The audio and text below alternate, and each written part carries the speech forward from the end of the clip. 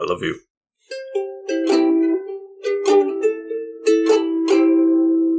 Welcome back to the Couch Potatoes, to another lovely episode. I am the Green Traveler from Gorsh. It will be a lovely episode, won't it?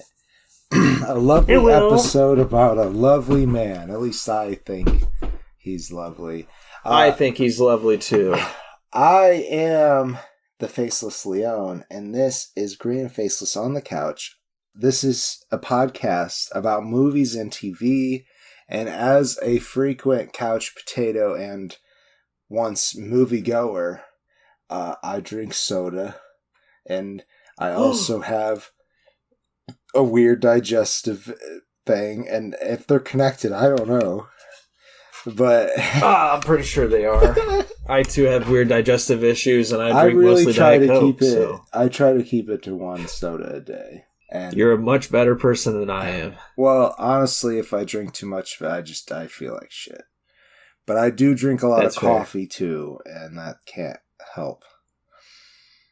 Yeah, but somewhere in there's a healthy side to coffee. There's good benefits. Right, but I think they're like, that's with like 1 cup, and I typically have, today I only had 1 cup, but I'm on a soda, and I woke up at 10, and it's not that far in the Well, you're also not adding sugar and stuff to it, right? You just, do you do it black, or do you? I do it with oat milk.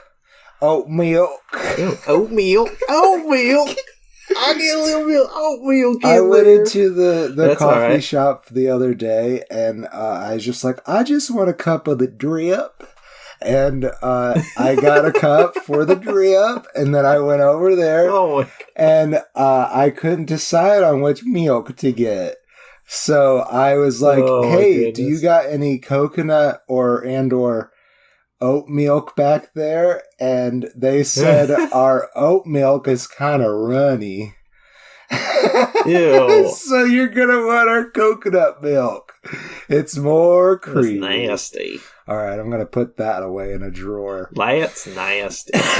Goodbye. No, I usually do oat milk with my smoothies. Oh yeah, I like it.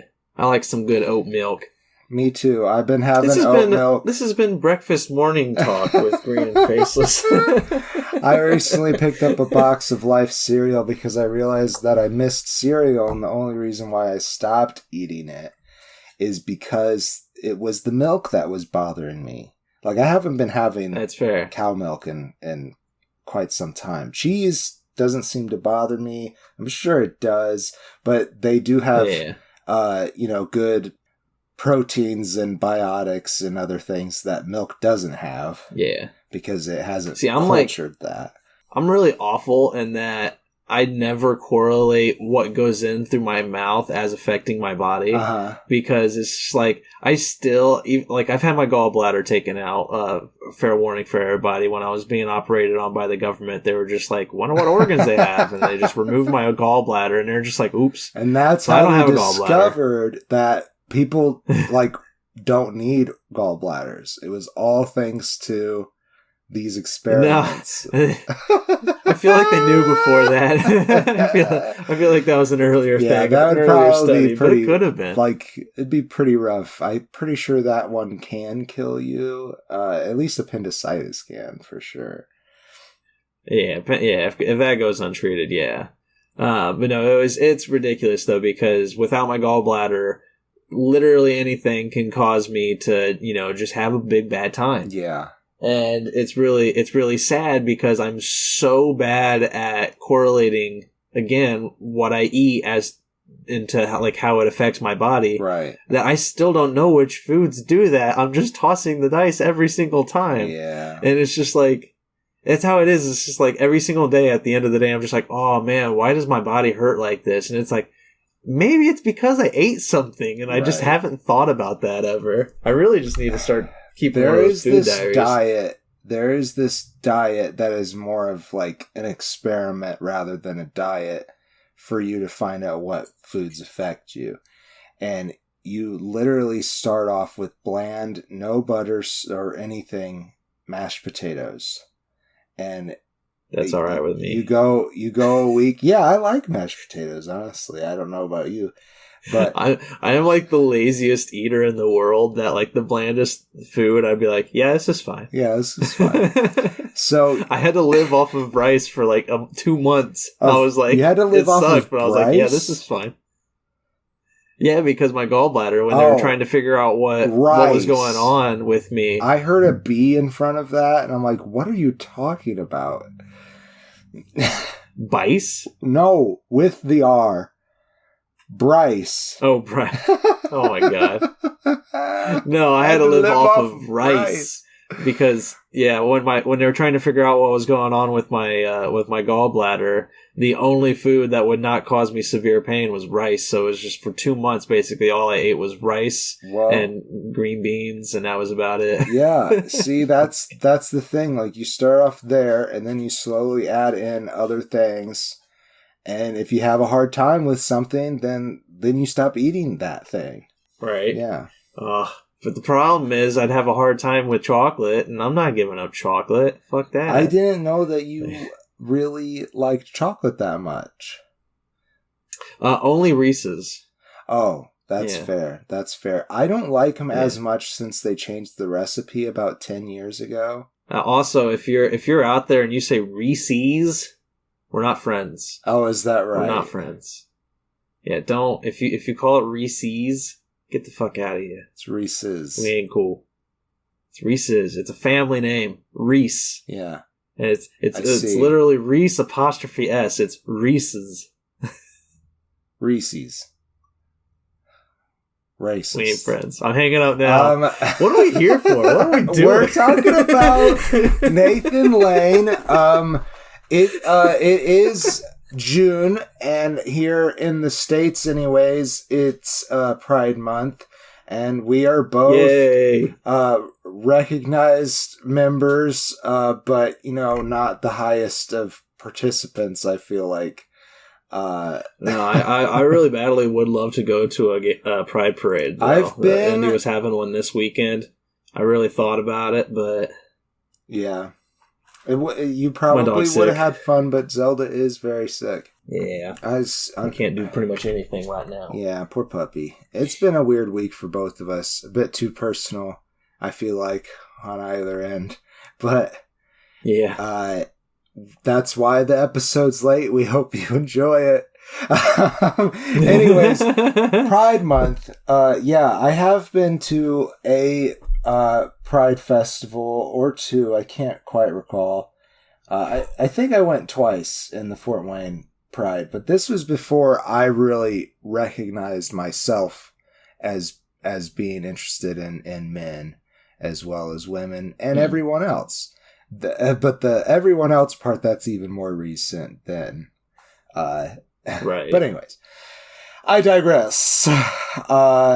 Well, I mean, I too is like, I'm similar to you, where I still struggle with considering myself part of the community, even though I am. Right. I'm interested in journeying into trans sexuality. Mm-hmm. I'm, about to meet with a doctor on that. I am non-binary. I'm bisexual. But, like, all of this is, like, recent discoveries for myself. And I say discoveries because I, like, hid this from myself for so long, even though I loved... like a lot of the LGBT culture and movies and stuff that we're going to talk about.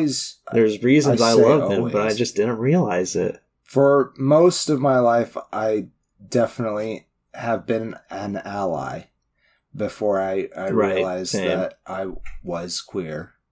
And, but there was a time in my life where I, had a hyper-religious lifestyle because of the people who were raising me. And, we were always just taught it was so wrong. So it is nice. Indoctrination. But thank you for breaking the curse with fine films like The Birdcage. But also, indeed, really it took finding out that I had, family members who are gay and being like, oh, well, I know this person very well. And they're not evil. They just like they just like the same sex. So right. Yeah, I never like thought of it, like I was very religious up until I read the Bible, and then I realized, my own thoughts on it, which I won't go into for fear of offending others. but like, there was a moment reading the Bible where I was getting, a lot of this, like, I just don't agree with a lot of this stuff. I don't agree with a lot of views that my other Christian friends have, and then it took severe exposure to the LGBT world to be like, I really like this world. I really enjoy this community a lot. And, that's what we're doing here. We're going to celebrate LGBT Pride Month for June. We're going to have a lot of gay fun episodes. Yep. And we're starting off with an actor spotlight. You already mentioned it, Nathan Lane. Very, very beloved gay member of our favorite actors, you and me. Right. There's a lot of them, but in childhood, it was probably Nathan Lane for like Timon, for the Birdcage here, for Mouse Hunt. We both watched Mouse Hunt a lot as kids. And all of these iconic roles that he did, and there really isn't that much where he is a lead role either. Right. But all of these things he did before he had come out. And there's an interesting story along with that you told me about, if you want to go ahead. It's a weird introduction. There's an Oprah Winfrey interview with Robin Williams and Nathan Lane. It's very, very interesting interview, but years later, after Nathan Lane had already come out, he talked about how Robin saved him that day and how grateful he was that Robin saved him, because they had talked backstage, Robin and Nathan Lane had, before the interview and everything, and that, Nathan Lane was kind of scared because he was closeted. But I think Robin knew at the time that he was closeted. And, Nathan said he wasn't ready to talk about it. He wasn't ready to go into that. And in Birdcage, he is playing a gay character, who is very feminine. And, he figured that it was going to come up and he was going to be worried about it and scared. And there's a moment in the interview with Oprah where she literally just straight up asks Nathan, she's like, aren't you worried about, being typecast in these like highly feminine, highly gay roles? It's like, aren't you worried about like what that'll do to like your personal life or like, just typecast in general? And there was something there's some way she said it that like right when she finished, Robin Williams like immediately knew that Nathan was just like not prepared to answer that. And Robin jumped in and made it a joke. Yeah. Like he jumped in, he immediately flipped the story back at Oprah, made it a joke, just like, said, he's just like, girl, you flipped into a gay lady right there, like yourself, like mid-question, when you said that. And he just made it into like, he just completely rambled into a different segment, basically. Right. And they were immediately talking about something else. And he just saved Nathan Lane from having to answer that question. It's really cool. But yeah, it's good old Robin Williams. It's just a nice little Robin Williams story, and seeing Nathan Lane talk about it. Another human being that we cherish deeply from our childhood, at least me, especially. Yeah. Okay, we picked out two movies, both from the 90s, which is probably at the height of his infamy, not infamy. The height of his... Yeah, I mean, I know what you mean, though. Yes. His popularity. Yes. This is when everybody knew who Nathan Lane was by his face.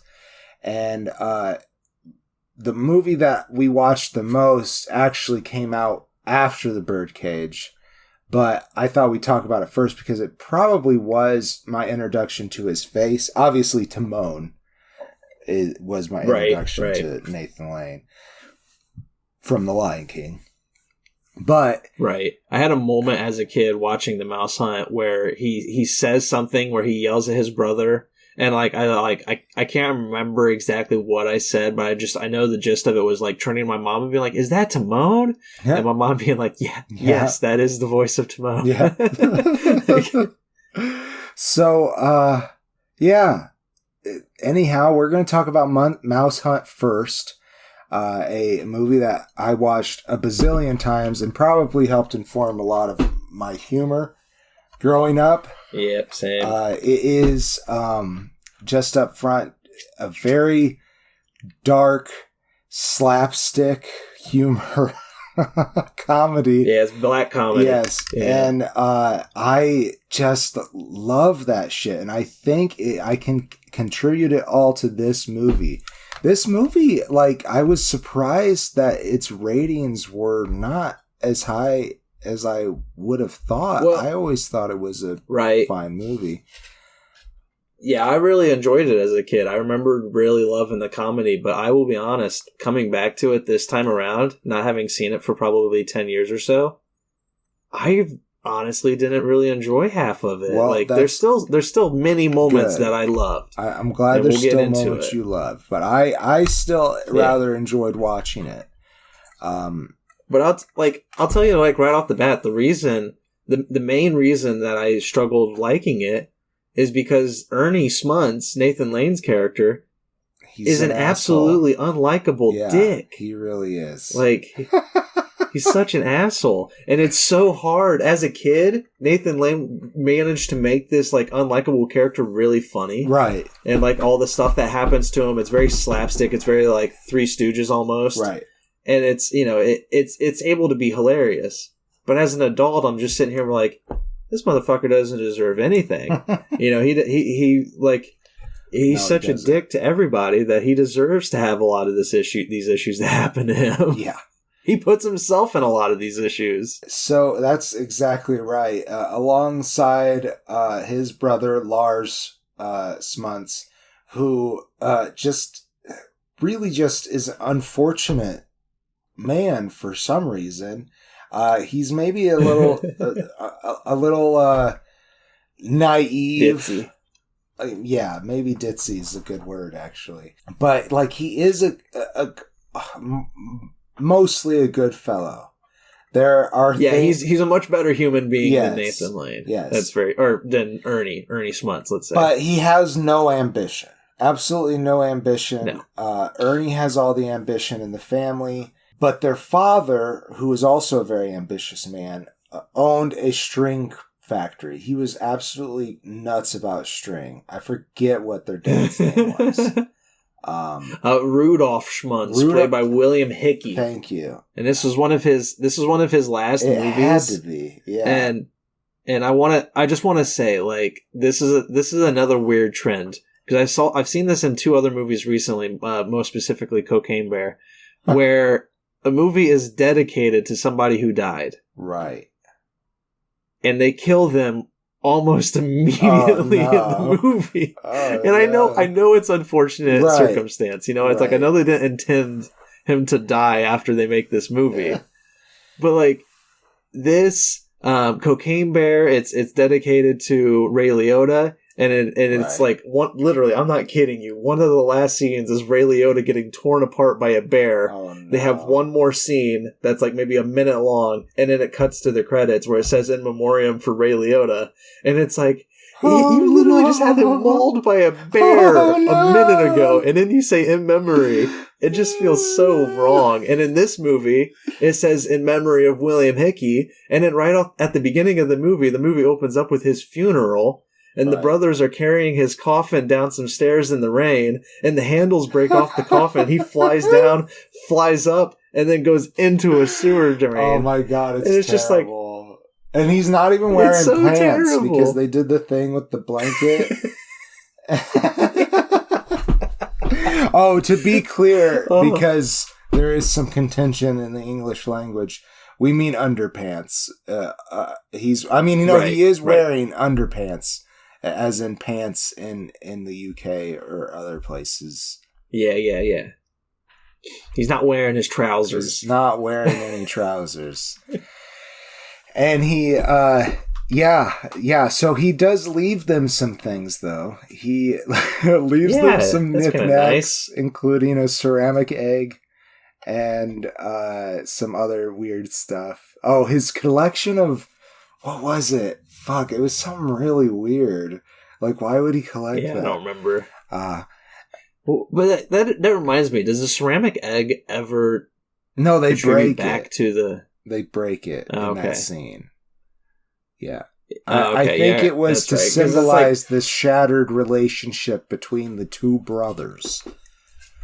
Thank you. Yes. I was trying to figure out what the meaning of it was, because I remember it had such a big moment when they showed it, and I'm just like, I don't think it ever came back into play, but if it was in the exact same scene, that would make sense.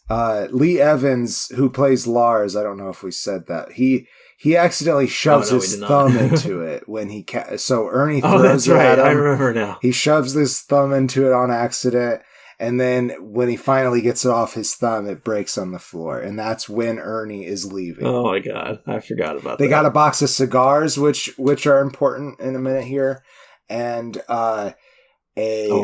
old rundown house, and his factory, his string factory, which is not doing very well. No. And about the house, too, there's one big important detail that the guy told him, which was that the last owner was found dead, locked up in a trunk up in the attic. Yeah.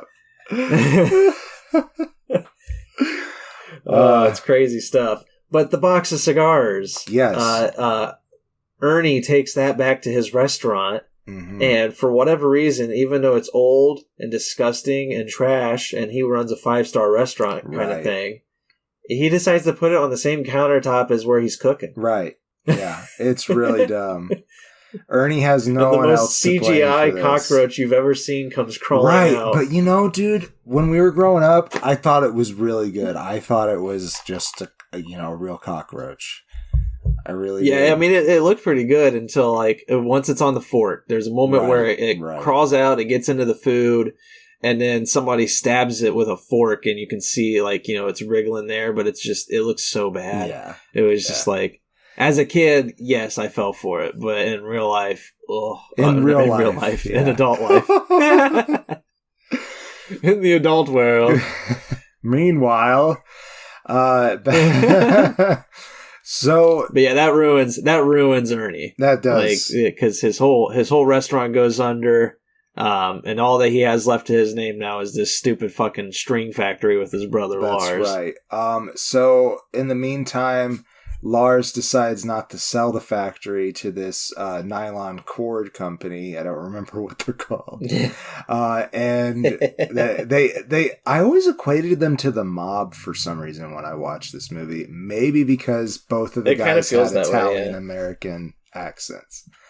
Well, also the house that they have that was gifted to them by their father was a repayment gifting, for somebody else. Oh, that's right. That's something like that. Yeah. Okay. Yeah. It's so weird. Anyhow, he gets kicked out of the house by April, his wife, played by Vicki Lewis, and she is because she wants to have a rich person life. I think she came from... she wants money. Yeah, she wants money, and she thinks Lars is a loser, so she kicks him out. And so he goes to get some food at a diner, and Ernie's working there. So they meet back up. It's the most ridiculously random thing ever. Right, yeah. And it seems like it all feels like it's the same night that the cockroach thing happens. So it's really silly that he got fired and immediately found a job at this place, completely changed their menu. They don't do time well at all in this movie. It is all over the place like that. But I still have enjoyed it with this rewatch of it. So yeah, they have nowhere else to go, and they end up going to the house. Eventually, through shenanigans with this mouse, find the blueprints, find out that it's a LaRue. That's not right. LaRue. The last LaRue. Michael Cheddar.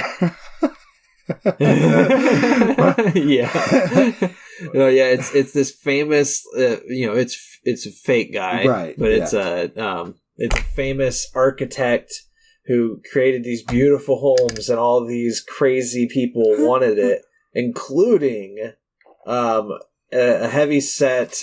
Oh, what's his name? Maury Shaken. That's right. Maury playing Shaken. Alexander Falco. Yeah, and he just eats as he talks. and assumes people will pick up after him. He has a servant who hands him food. Yes. He says, one time he says, cucumber sandwich. he's putting on this like European accent too. And veggie stick. No. He didn't say cucumber sandwich. He said vegetarian snack. That's it. Yeah, vegetarian snack. It's so good. And then another time while he's eating like fistfuls of cherries out of this bowl and talking to Nathan Lane at the same time, he says, there's a bunch of Euro trash out there hogging the shrimps.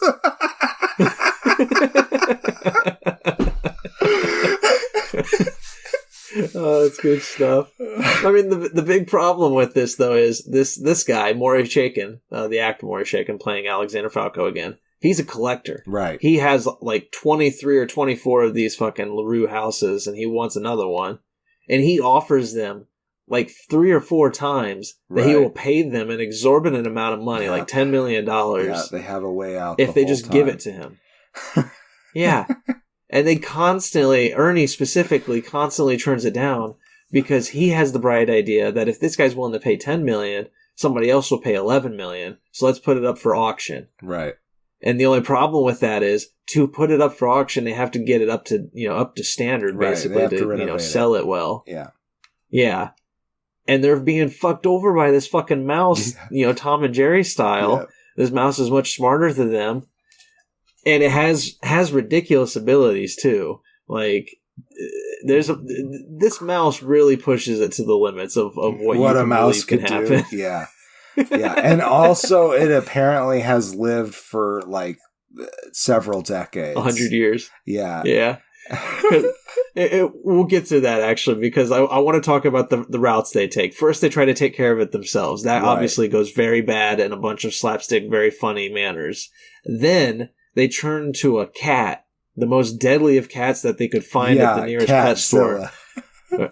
Yeah, Catzilla. Did you know who voiced Catzilla? Oh, I don't know who voiced Catzilla, but was it our boy Frank Welker? That was gonna be my guess. Do you know who gave them Catzilla at the shelter? A guy named Maury. Maury, that's right. But Maury was played by Ernie Sabella, who plays Pumbaa. Oh my god! Yeah. Okay. Yeah, there was a lot of that name. Lion King references just littered throughout this movie that I never would have picked up as a kid. Man. Yeah, that's awesome. Actually, I kind of want to go back and rewatch that scene now to see if there's something I missed. Yeah, that's hilarious. It was like all of the references aren't necessarily in that scene. Like later when the auction happens, this Arabian man comes in and Ernie addresses him by saying Hakuna Matata. Yeah, and I remember that one. That was hilarious. I was not looking at the screen. Just all of a sudden, I heard Timon say Hakuna Matata, and I started cracking up. And I said, Sarah, we gotta go back. I missed who he addressed Hakuna Matata.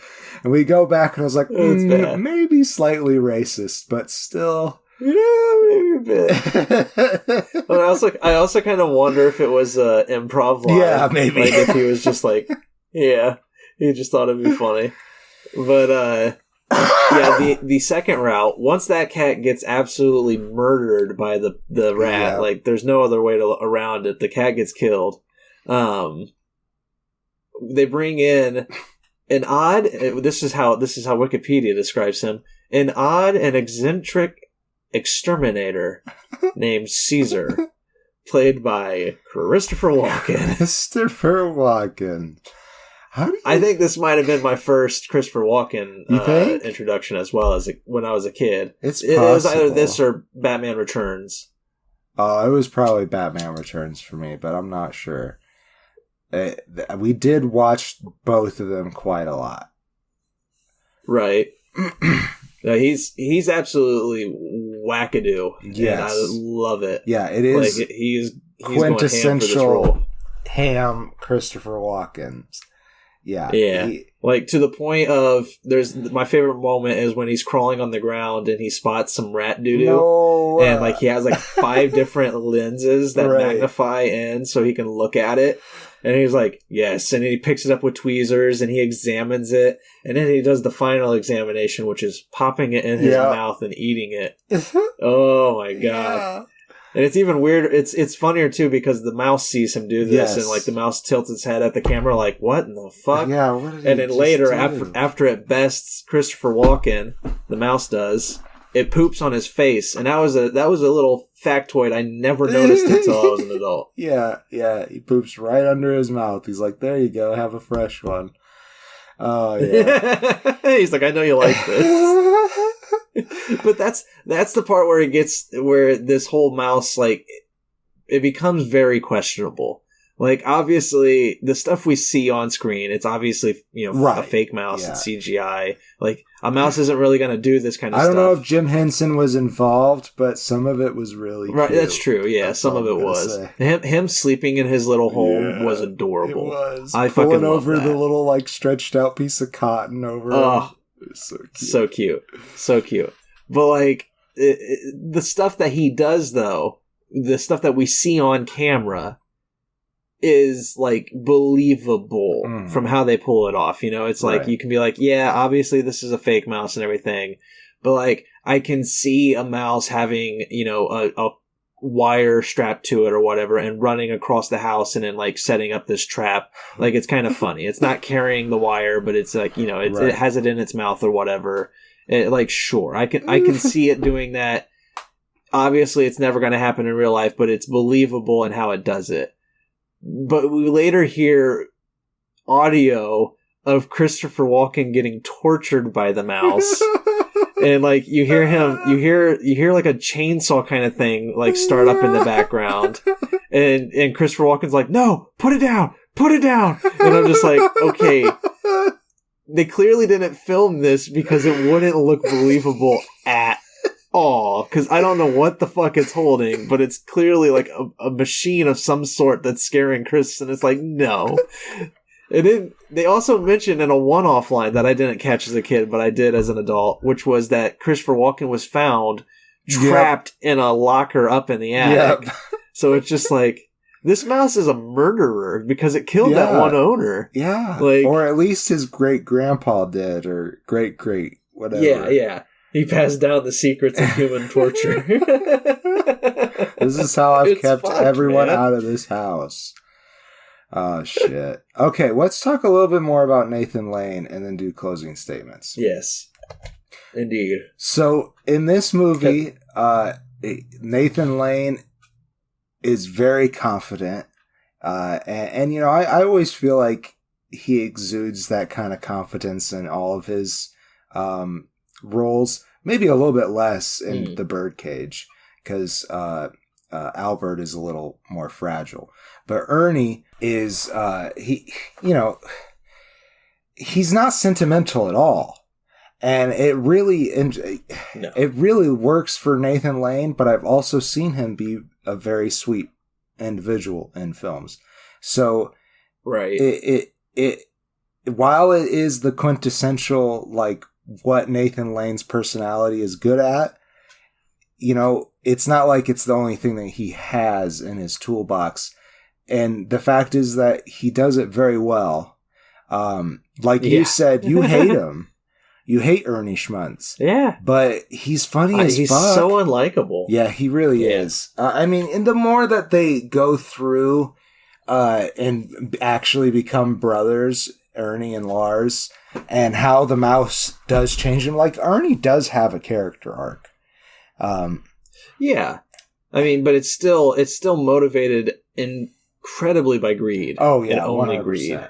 Like, even when they reap the rewards at the end, it's just so they can make a fucking cheese factory. This is true. This is true.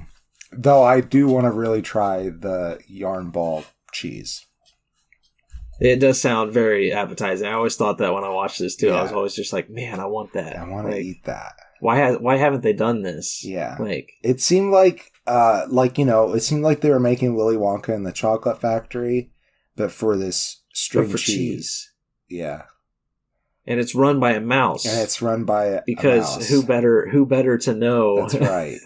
what makes good cheese? And it comes completely out of left field too. Like, I'm sorry, I know we're talking about Nathan Lane, but like, I don't even remember how they get to the factory. Yeah, it's dumb. It really is dumb. But it's just like the whole resolution. Like, why does the mouse finally decide, like, okay, I'm going to help these guys make their millions? Is it like, has the mouse earned respect for them? Yeah, I don't understand this act at all. Yeah, because they've been enemies throughout the entire movie. He feels really bad because they literally have no place else to go. Oh, these fuckers tried to send me to Cuba, but I guess I'll try to make them millionaires. Like, I just weird. Like all the bits. I really enjoy this movie. I think nostalgia is propping up quite a bit of that for me, but it's still very fun. I give it a 100% a full face, and you should check it out sometime if you get the chance. It is funny. It's a little dated. Not very strong women characters, that's for sure. Which really is kind of both of these movies, but the next movie is about male homosexuals. That is. Yeah, I enjoy Mouse Hunt still. I had more struggle with it as an adult than I did as a kid. I really enjoyed it a lot as a kid, but coming back to it, I was actually kind of sad because I like Nathan Lane. I really do love him. He's more straight in this than I remember. For whatever reason, he's very straight looking back on it, I still thought he was a gay character. And you can kind of watch this movie and just think that still, because when he's the only moment where he's actually flirting with the women is when he's sitting across from them on park benches, and he's kind of just like, he's got their attention, and he starts entertaining them with his hat, right? And then his hat blows in the wind, and it's like, you could watch it and be like, yeah, he's trying to set up dates for later. But at the same time, it kind of just looks like, he's just trying to entertain some people that he finally, he caught their eye. Maybe. I don't know. I always watch this Ernie movie. Does seem to like attention. I mean, he, just for the sake of the image of his restaurant, he pretended to be a French chef. Like, he always greeted everyone with a French accent. A really bad one, but it's funny. Yeah, a really bad one. Very stereotypical. Yeah. Yeah, but I don't know. I really still like his acting in this. His acting is great. His character is not. And he did a lot for this character. It's very well acted. It's very, he does do a beautiful job. But on rewatch, I struggled a lot with this movie because it's very... I get that. It's a lot of the stuff that happens is very unlikable humor. And... I can enjoy watching people, be tortured by a mouse, basically. But I don't know. There comes a moment where it's too much. Yep. And I'm only gonna give this movie a 2.5. It's still fine. It's an enjoyable movie, but it just wasn't what I remembered as a kid. Right. But I will say I had a surprise when I was watching it, which was when the director popped up. It's directed by Gore Verbinski. Gore Verbinski is the director of The Ring and Pirates of the Caribbean. And I would have guaranteed that The Ring was my first Gore Verbinski movie. But when his name popped up, I was like, what? He did what? He directed Mouse Hunt before he did The Ring? Oh, it's so weird feeling, but oh my gosh. Oh, and the music. The music was Alan Silvestri from Back to the Future. He does a lot of Zemeckis films. So I did like the music because it's a very good mouse. It added mouse heist to the humor a lot. Yeah. A lot. All right. Well, I think we're ready to move on, but first we're going to take a nice deep drink at the soda fountain. An iced tea drink? No. Ice cold. Nice long. What did I say? Let's take a soda pop break. I love you. Well, I'll love you too. Oh, thanks, Greg. Well then. Let us dive in here real quick and real fast. I really like... To the Birdcage. I really like how we kind of did this on accident, and I wonder if Nathan Lane has ever, like, seen this and noticed it. But it's Mouse Hunt, a Birdcage. I mean, that's fun. I mean, yeah. He was being typecast in movie roles that, had to deal with animals and traps. Lion King. Lion King, exactly. It's like Rob Marshall and his repertoire of movies. Oh, yeah? Yeah, hold on. I'm going to pull it up just so I can laugh at it real quick. It's an incredibly dumb joke that I've always said. Because it's like I always said he has to do with voices. He's always about the voice. Right. And it was, he did Chicago. And then there's some other movies that I'm not going to talk about because they don't fit this joke. But there was Chicago. There was Into the Woods. Mary Poppins Returns, and then The Little Mermaid. He's like finally capped it off with the voice where she just loses her voice. Anyways, The Birdcage. The Birdcage. Directed by Mike Nichols. Written by Elaine May.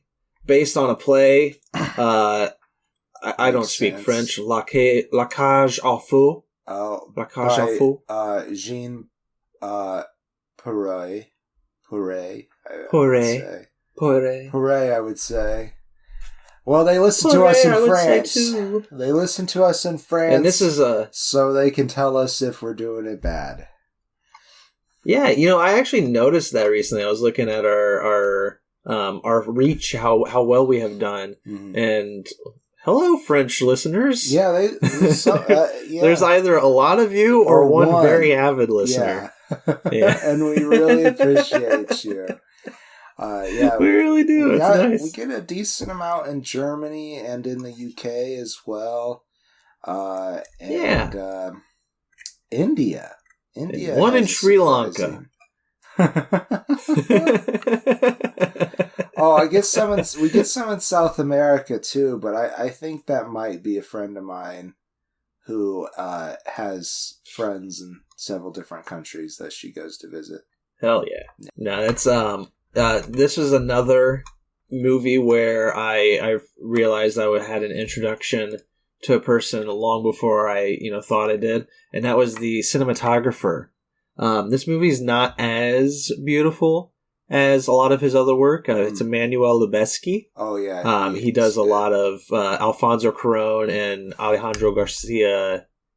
No, sorry, I did it wrong again. Alejandro Gonzalez Iñárritu. I always get his name wrong. This must be a rather early one in his career, though, because those were all... It really is, yeah. 2010 movies, right? Those... No, he started working with them, not too long after. I thought my first was Sleepy Hollow. He did Sleepy Hollow with Tim Burton. Mm-hmm. But then he did Y Tu Mama Tambien with Alfonso Cuarón, which was 2001. So technically it was 2000 movies. But that's when he started working with Alfonso, was 2001. And he blew my fucking mind in 2006 with Children of Men. That's the one where they had that beautiful ass cool long shot in the car. Yeah. Where when I watched him do it, I watched the behind the scenes of how he planned this whole shot out in the car. God damn, what a genius cinematographer. It was amazing. Yeah. And I mean, the Birdcage is still beautiful. There's a lot of good use of color. And, it's very, very routine shooting for a lot of this stuff. But you don't really notice the camera work as you do the acting, I will say. Yeah. So, let's jump in to the Birdcage and get our eyes pecked out. No. Yay! Oops. So, we have, starring in this film, obviously, Nathan Lane as Albert. And Albert is the star at the Birdcage. And he dresses up. What was his alternative, his drag name? What's his... Was it Mabel? It might be. I don't remember. I forget, but they perform, as a woman in a drag show at the Birdcage. That it's a drag bar. Oh, Starina, that's right. Starina, the star of the show, and so Armand Goldman, being Robin Williams, is Albert's partner and also the director of the drag show in the Birdcage. And, they're very much in love with each other, but they're getting older, and Albert is getting more insecure about his ability to pull off Starina and whether or not Armand loves him. And he's very convinced and Armand has a fucking killer-ass mustache. Yes, Armand does have a killer-ass mustache. Like, honestly, this is like one. Like, I think it was my mom who said that she thought this was one of the sexier Robin Williams. Oh, for roles. Sure, yeah, he's really hot in it. So is their decor and his wardrobe too. Like, it's just fucking great. And it's like, man, I watched this, and I'm like, oh, you are gay. Okay. Of course, Robin Williams is not gay, as far as I'm aware. Was not. And no. And neither is their servant. I'm not sure. Agador? Live-in butler friend. Agador is great, really. He has quite a bit of Guatemalaness. And Hank Azaria plays very femme for Agador, but it is hilarious. Right. I don't know if he is. Yeah, I guess Guatemalan himself. I believe he's Italian. I don't think he is. I believe he's like Italian or Armenian, but I don't know if that matters. It's an old film. That's fair. I would have said he sounds very New Yorker, and that and Italian are pretty similar. Well, I mean, there's a lot of Italian New Yorkers. I believe. Yeah, I believe that's probably what you talking about. Come on. No, he's famous for The Simpsons, though. That's why I know Hank Azaria. Yeah. It's really funny to see the man behind a lot of those voices. Right. If you're a Simpsons fan, he voices Moe, Chief Wiggum, a lot of other characters. But I think some of the more racist characters too. Oh yeah, I think he did do Apu, but Apu is gone now. They all understood. Now. They all understood. They learned. Yeah. And I think that is one negative of this movie. The Simpsons. I've been watching The Simpsons. And some of those Apu episodes are great. He was an actual character. He just was also a giant stereotype. And they did a lot of good commentary with him, but as time moved on, it became more and more obvious how problematic he truly was. So they got rid of him. Yeah. And I'm glad that they recognized it too. I mean, It's been on air for so long that obviously it's going to have issues like that. Of course, yeah. But I would say that that's one of this film's negatives. And it's 1996. It's not really a negative because, we're learning still. We're doing better, but not quite as good as we can be. Right. But at this time, Nathan Lane was, as I mentioned already, he was not out as a gay man. Right. He was still... it wasn't a public thing. So this movie in 1996 cast what they assumed to be 3 straight men in 3 very gay roles. Right. And, I do think that all 3 of them pulled it off really well. I mean, Nathan Lane, obviously, after the fact we understand.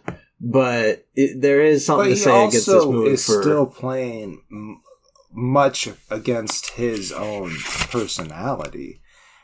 He's not nearly as feminine as Albert is, but man, some of Albert's costumes are so good. There's like, and I really love Albert's personality too, because when I first watched this, I think the first time I watched it was with you, like freshman year of college. But something tells me, and Mom might correct me too, that we might have watched this when I was younger. Because, it does feel familiar, but like even the first time I watched this in college, like Albert's personality, like the dramatic flare-ups and everything, I constantly thought that him and Armand in my first watch through, I thought their marriage was like not that solid. I thought maybe they were arguing too much and all that stuff. Watching it this time, which is probably like my fourth or fifth time watching it, it's very much not the case. They are a really good couple. Like Armand knows. Yeah. Albert is just very dramatic, and also is just at a fragile point in their life because they're getting on and middle aged, and they just don't feel as sexy when we meet Albert as the audience. Right. Yeah, and Armand handles it so well. Yeah. Like, he's just he doesn't give in to it. He just plays along with it, and then like, well, if it goes too far, he says, "Stop it, Albert." Like, it's just like you're going too much. You're like, that's obvious. I'm not cheating on you. Right. Like, and Albert is very convinced that Armand is cheating, and they come up one night and find that there's white wine poured and stuff, and they are downright like getting down their throat, and they're like, "It's Val. Val is here. Val is their son, more directly Armand's son. Albert raised Val along with Armand, and Val is played by Dan Futterman." I'm not laughing at his name, I swear. We thought he was like 3 different actors throughout the movie.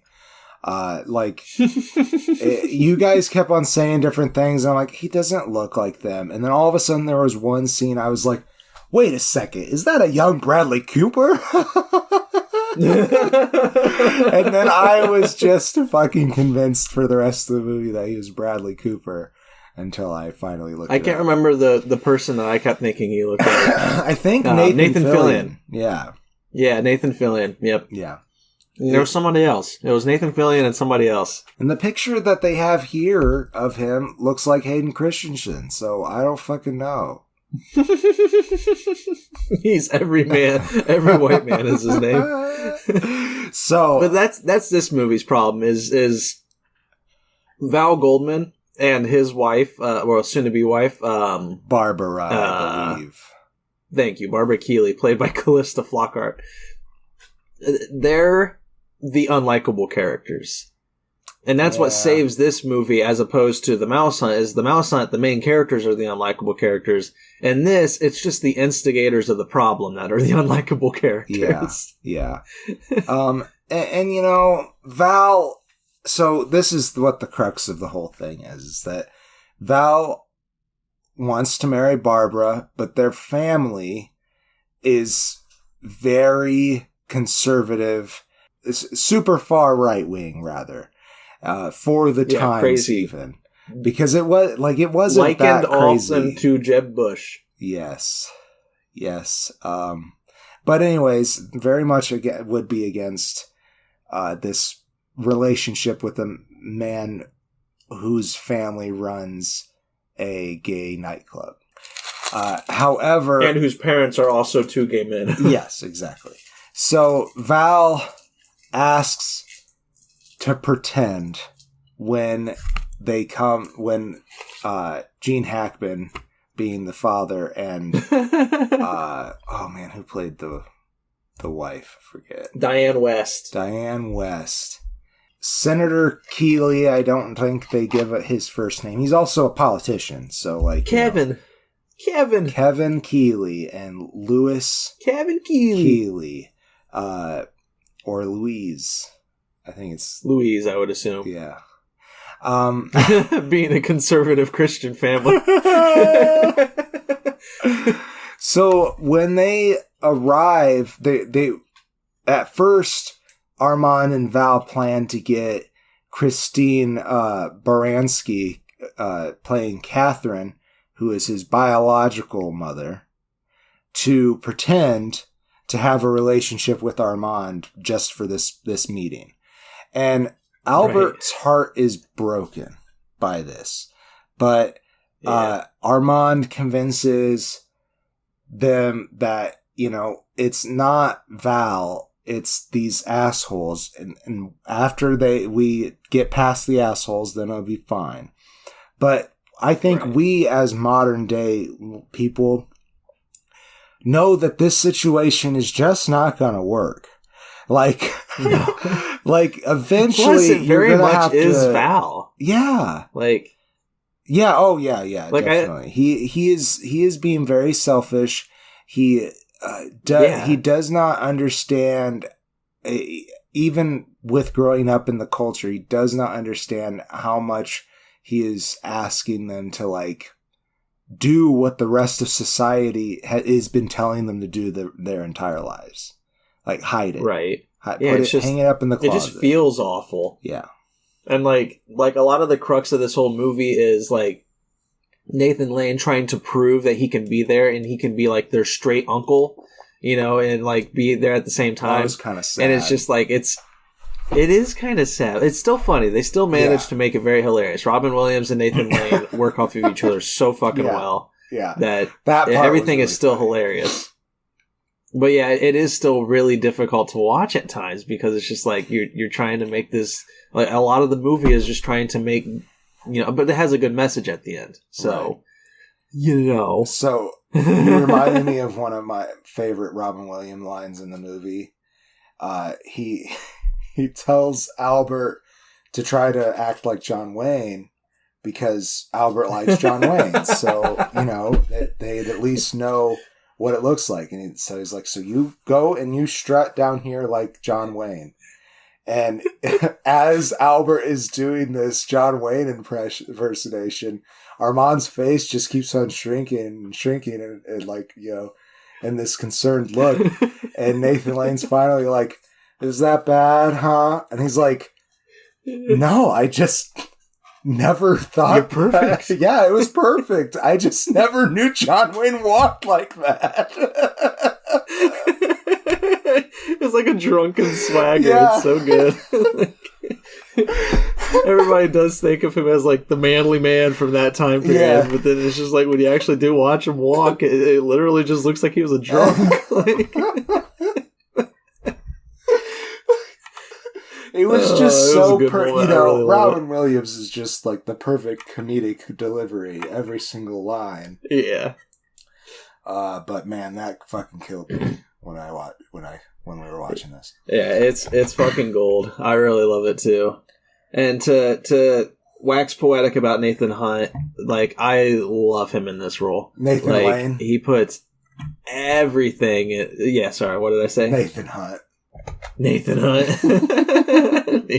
Mouse Hunt, Nathan Lane.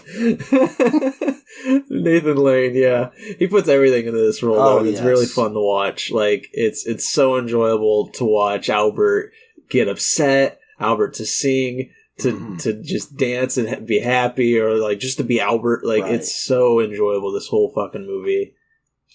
Very talented Nathan Lane. This is definitely their all-out role. I have seen them be very good in something. They were a bit of a tertiary character in it, but they were this Southern gentleman. And man, he does that really well too. Yeah. But this is definitely your badge that I think of when I think of Nathan Lane's top performances. This is not necessarily like, I feel like, the quintessential character for Nathan Lane, just because he plays a character closer to Ernie and Timon more often. But this is just a great role by him. And I couldn't imagine somebody doing it in a way that I would like better. I'm sure that there's other gay actors out there who had done the performance very well, but the way that Nathan Lane works with Robin Williams, it's just golden. It's a beautiful movie. I'm going to go ahead and lead into closing statements. I give it a face and a half. There are some, dated, problematic things, but I love it. It's people that I loved and adored growing up being in a movie about gay people. And it also, at the end of it, the first time I watched it, broadened my understanding a little bit as well. Because I was still quite young. Yeah. I had already been past the point where I thought that gay people were doing evil things. But I was not like, I don't know. I felt that maybe it should be kept to themselves, I think, at this point. And this film helped me realize that that's not okay. People should be who they are. Right. Amen. Amen, sister. Yeah. Yeah, I really enjoy it, though. I give it 3.5 stars. I think it's a very fun film with some issues. Yes. And, there's some racist moments or not racist, but more like questionable moments with Gene Hackman's character. Oh, again, yeah, he says some awful shit. He says some awful shit. And it is supposed to be making fun of Republicans, obviously. But it is like, what the fuck are you saying, Gene? Yeah, it's like, I know he's just playing a character, but when it happened, it was just like, whoa. Gene Hackman, what? Yeah. Oh my god. No, it's a little questionable, but at the same time, again, 1996. Right. I understand. I still enjoy it a lot. Right.